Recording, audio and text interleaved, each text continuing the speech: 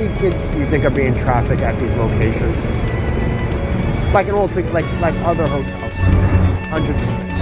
On Roosevelt. So the kids are working on that those parents had something going on where they were exploiting their kids.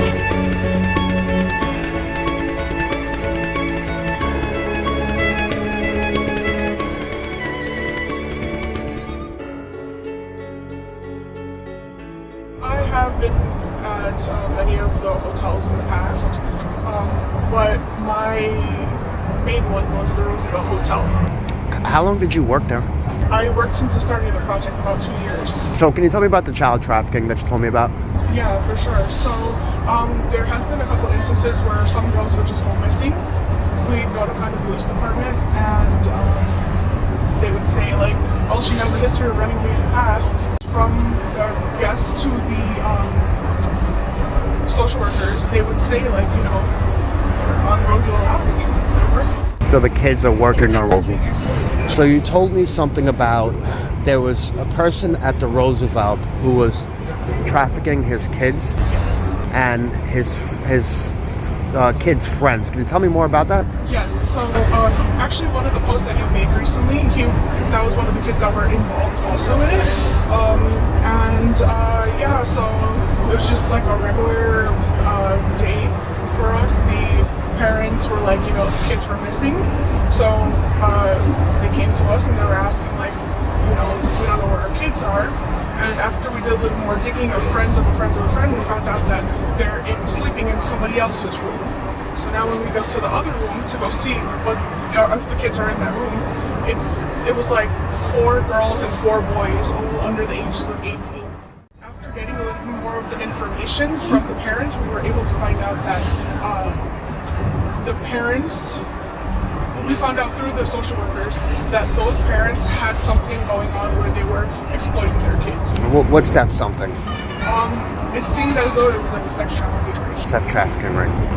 Or some kind of prostitution ring amongst these little girls. For little girls, like I heard some ages at the age of like 12 and 13. It's horrible. Absolutely. Did anyone at the hotels know about what's going on? Absolutely. Who knew? The directors, they wouldn't mark it down as trafficking. They wouldn't say like, oh no, that's human trafficking. They would say like, oh, you know, it's just kids being kids. They were probably being promiscuous or something. Very downplaying it very much. But you know what I know now versus what I knew then, that was definitely very inappropriate. So they were pretty much downplaying everything and trying to like hide the truth. Yes. Why do you think they were hiding the truth? I think it's because they didn't like a lot of media attention. So no one reached out to law enforcement that is child trafficking? Only when the kids were missing. Do you have any documents that proves their claims, or is anything written down, or they just downplayed everything? They made me do incident reports, but because of that, because I'm not working there no more, I have no access to those. What's the protocol for when this happens at these migrant shelters? Like, what are you guys trained to do? Well, first things first, you know, we have to try to investigate the situation, find out exactly what's happening, try to get the ins and outs of anything. Anybody mentions anybody else's name, we bring them also in for questioning. And if we deem it necessary to call law enforcement, then we let our deputies know, the deputy directors, and then the directors tell us, like, yeah, you can call the police, or let's look a little bit more into it. And did they ever call the police to look into it, or just when the kids were missing for a certain amount of hours. Yeah. How many kids do you think are missing from these migrant shelters? Well, from when I was there, I would say that a bunch of them. So how many kids do you think were being trafficked at the location?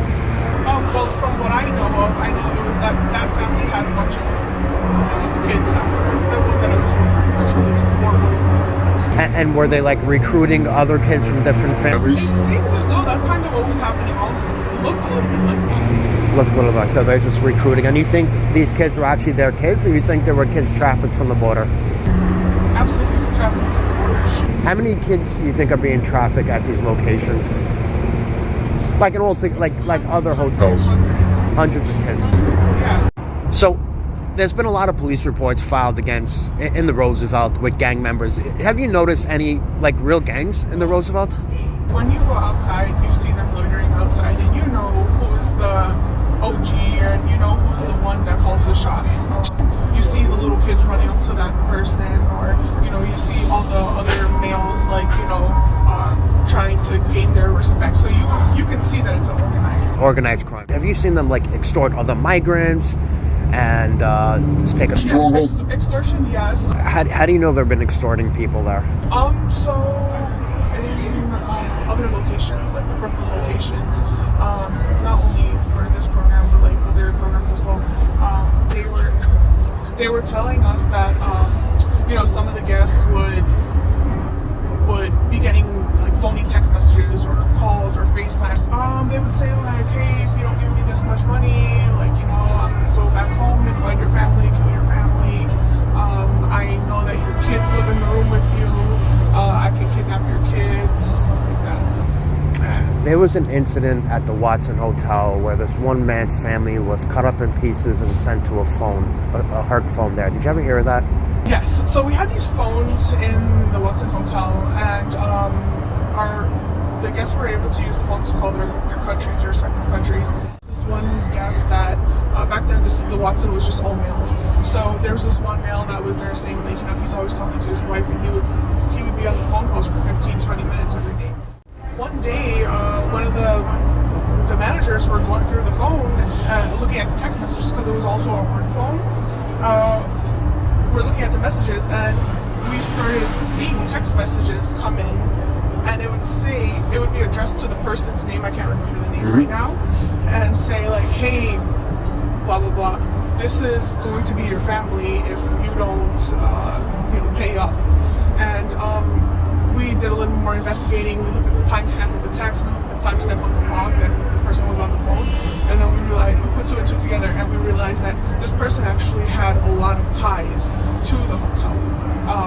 He was one of those kingpins. So it was a random person they cut up and they sent the pictures to the Hulk phone? Yeah. Police sources are telling me that staff at these locations are not working with law enforcement, are not letting them in the hotels and giving them a problem. Is that true? And tell me why. Yes, of course. It is absolutely true. We had our protocols to follow. We had to notify the directors when the NYC was there. Oftentimes it would be a little bit of a wait for them to get in contact with the